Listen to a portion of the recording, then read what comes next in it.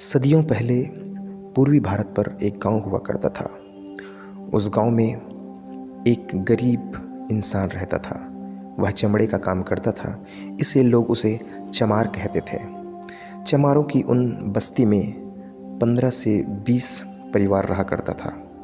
उनकी खुद की एक वहाँ पर कुआं था जिनसे वो पानी पिया करते थे। उनका एक तालाब था जिससे वो निस्तारी किया करते थे। उन्हीं में से एक इंसान था रामू। वह मरे हुए मवेशियों को काट कर उसकी हड्डियाँ, उसकी चमड़ियाँ अलग कर कर बाज़ारों में बेच आता या उनसे कुछ सामान बनाकर बाज़ारों में बेच आता, जैसे कि तबला, ढोलक इत्यादि वो बनाकर बेचा करता था। तालाब के किनारे ही उनकी झोपड़ी थी और वो पति पत्नी बहुत ही खुशी खुशी उसमें रहते थे। वे बहुत गरीब थे।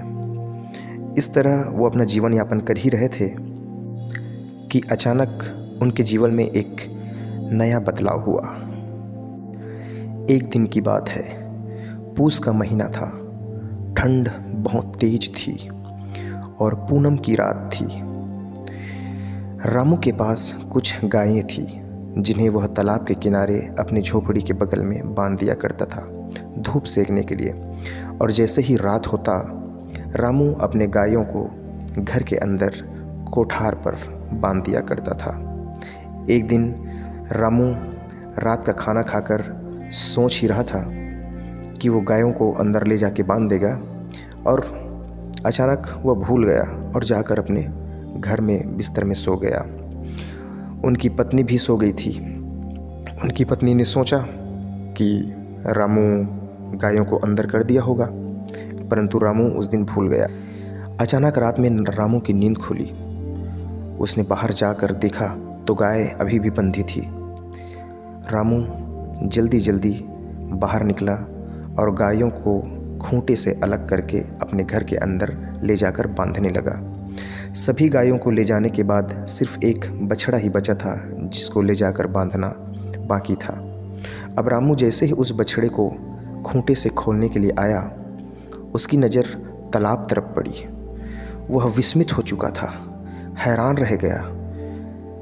तालाब के बीचों बीच एक सुंदर सा नील कमल पुष्प खिला था। रामू के हैरानी का ठिकाना नहीं था, क्योंकि शाम तक न उस तालाब में कोई कली खिला था और न ही कुछ पत्तियाँ।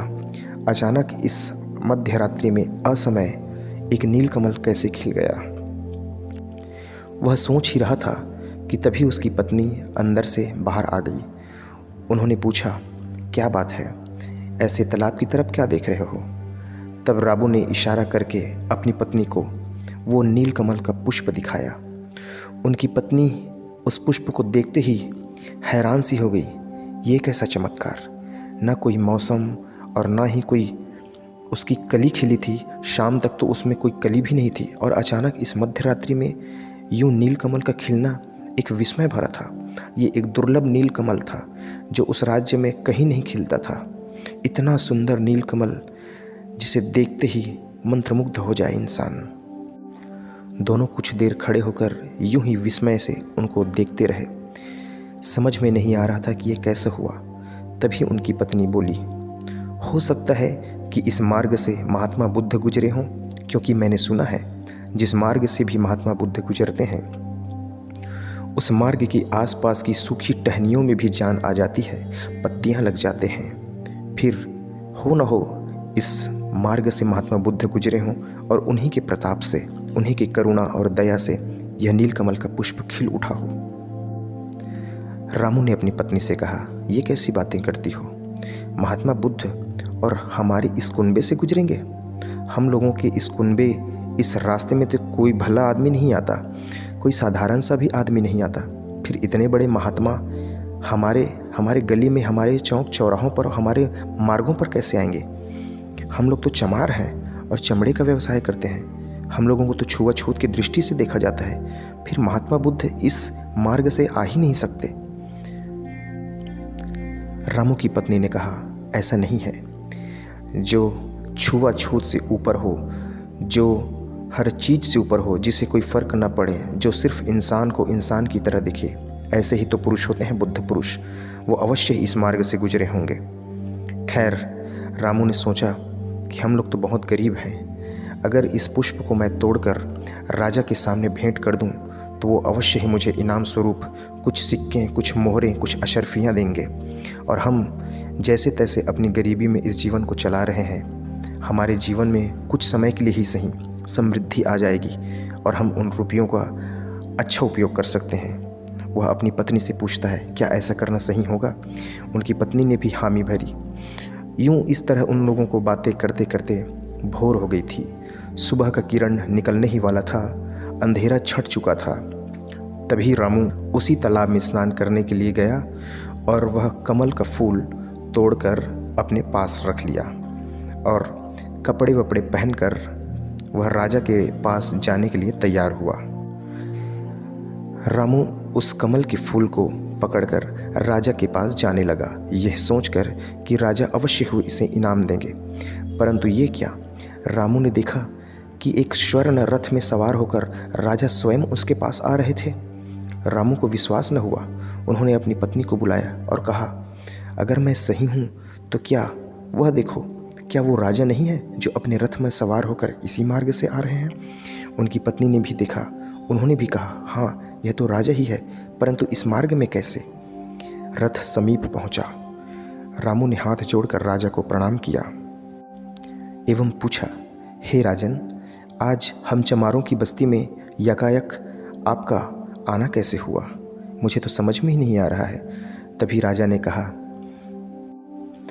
मेरा यहाँ आने का कोई विशेष प्रयोजन नहीं है रामू, बस मैंने तो सुना है कि रात्रि में महात्मा बुद्ध इस मार्ग से गुजरकर सामने वाले उपवन में ठहरे हैं, बस उन्हीं से भेंट मुलाकात करने के लिए जा रहा हूँ।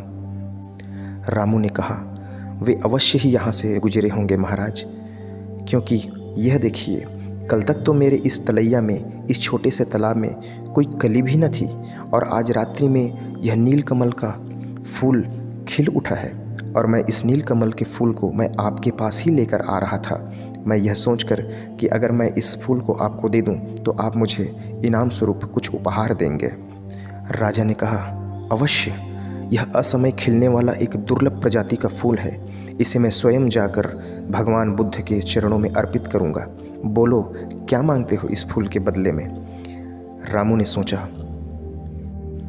1000 मोहरे मांग लूं, परंतु रामू गरीब था और उनको तो 5 से 10 मोहरे मांगने के लिए भी उनको डर लग रहा था, तो ये 1000 मोहरे कैसे मांगे? लेकिन फिर भी जैसे तैसे उन्होंने हिम्मत किया और जैसे ही कहने वाला था कि राजन मुझे 1000 मोहरे दे दीजिए, तभी पीछे से उस राजा का महामंत्री अपने घोड़े पर बैठकर उस तरफ आ रहा था और दूर से ही चिल्लाया, रामू ठहरो, उसे बेचना मत, क्योंकि खरीदारों की लाइन में मैं भी खड़ा हूँ। और वह समीप आया और राजा से कहा, हे राजन, यह पुष्प मुझे खरीदने दे, क्योंकि भगवान बुद्ध में मुझे बहुत ही ज़्यादा श्रद्धा है, मैं उनसे प्रेम करता हूँ और आपका जाना तो एकमात्र औपचारिक है। अब आप औपचारिकता के लिए आप वहाँ जा रहे हैं और मैं भक्ति भावना हेतु वहाँ पर जा रहा हूँ। अतः हे राजन, मैं आपसे हर एक क्षेत्र में, हर एक बातों में छोटा हूँ, यह पुष्प मुझे खरीदने दें। राजा ने स्वीकृत कर दिया और रामू से कहा, मंत्री ने, बोलो तुम्हें क्या चाहिए इस पुष्प के बदले में? 2000, 3000, 4000, 10,000 मोहरे, जितना चाहिए मैं तुम्हें इस पुष्प के बदले में दूंगा। और रामू जैसे ही कहने वाला था कि मुझे इस फूल के बदले में 20,000 मोहरे चाहिए, तभी पीछे से नगर सेठ अपने घोड़े पर दौड़ता हुआ वहाँ पर आ पहुँचा और उसने रामू से कहा, रामू ठहरो, इस फूल को बेच न देना, क्योंकि खरीदारों की लाइन में मैं भी यहाँ पर खड़ा हूँ। इस पुष्प के बदले तुम जो मांगोगे मैं तुम्हें दूंगा। बोलो क्या चाहिए? 1 लाख, 2 लाख, कितना मोहरे चाहिए तुम बताओ। वह उस नगर का सबसे बड़ा धन्ना सेठ था। जब राजकोष खाली हो जाता था तो राजा भी उससे ऋण लेते थे। इतना नगर का सबसे बड़ा सेठ जो राजा को भी खरीद सकता था, वह आकर जब रामू के पास ऐसी बातें कहने लगी, तब रामू को थोड़ा विस्मय हुआ कि ऐसी क्या बात हुई होगी, ऐसा क्या है इस फूल में और ऐसा क्या है बुद्ध के चरणों में जो इस फूल को चढ़ाने के लिए लोग लाखों लाखों मोहरे देने के लिए तैयार हैं। रामू गंभीर हो गया और सभी से क्षमा याचना किया। मुझे माफ़ करें, मुझे क्षमा करें, मैं यह पुष्प अब नहीं बेच सकता। अगर आप लोग लाखों रुपए देकर इसे खरीदना चाहते हैं और बुद्ध के चरणों में चढ़ाना चाहते हैं तो अवश्य ही यह एक फ़ायदे का सौदा होगा, क्योंकि नगर सेठ न राजा और न ही मंत्री घाटे का सौदा कभी नहीं करते। जब 1 लाख मोहरे देकर भी आप लोग फ़ायदे का सौदा कर रहे हो तो मुझे भी जानने का ये हक है कि ये फ़ायदा कैसे हो रहा है। मैं खुद स्वयं जाकर इसे बुद्ध के चरणों पर अर्पित करूँगा। और कहते हैं कि वह पुष्प को लेकर भगवान बुद्ध जहाँ पर ठहरे थे उपवन में, वहाँ चला गया। बुद्ध की सभा में पहुँचते ही रामू ने देखा कि महात्मा बुद्ध अपने शिष्यों के साथ बैठे हैं। वह नीलकमल का उस दुर्लभ फूल को लेकर भगवान के पास गए और महात्मा बुद्ध के चरणों पर उस फूल को रख दिए। और जैसे ही उसने फूल को रखा, अनंत उमंगे हिलोरे मारने लगी। रामू का मन खुशी से हिलोरे मारने लगा। उसके नस नस में, उसके रग रग में दया, करुणा, प्रेम जागने लगा। वो एक अलग ही दुनिया में था जो शब्दों से बयान नहीं किया जा सकता, जो शब्दों से समझाया नहीं जा सकता।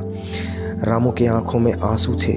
वो दिन भर वहीं पर बैठकर न जाने कब शाम हो गई, रामू उठने का नाम नहीं लेता था। परमपिता परमेश्वर को याद करके, भगवान बुद्ध को याद करके उनके चरणों में वो पड़ा रहा। रामू को ऐसी खुशी, ऐसा सुकून आज तक नहीं मिला था। रामू की ज़िंदगी तो गरीबी में पली बढ़ी थी, परंतु न पैसों में भी ऐसा सुख था, न गरीबी में भी ऐसा सुख था।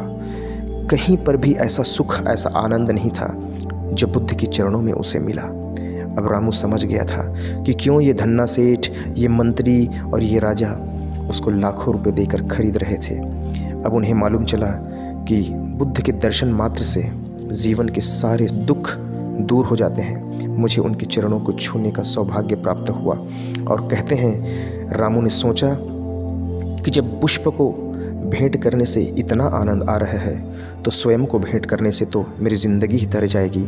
और यह कहते हुए, यह सोचते हुए रामू ने अपनी सारी ज़िंदगी बुद्ध के नाम कर दिया। और बुद्ध ने उन्हें उठाकर उनके सर पर हाथ रखकर उन्हें आशीर्वाद दिया। और उसी समय बुद्ध ने उसको दीक्षित किया और वो एक बौद्ध भिक्षु बन गए।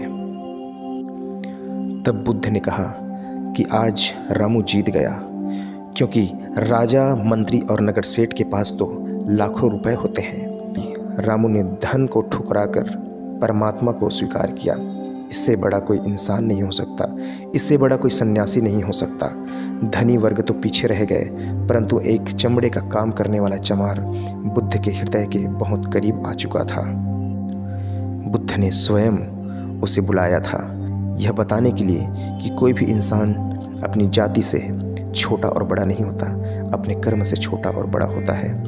यह एक चमार न रहकर बुद्ध हो गए और न जाने कितने ब्राह्मण, कितने क्षत्रिय, कितने राजा और नगर सेठ उनके चरणों में आकर सेवा करने लगे।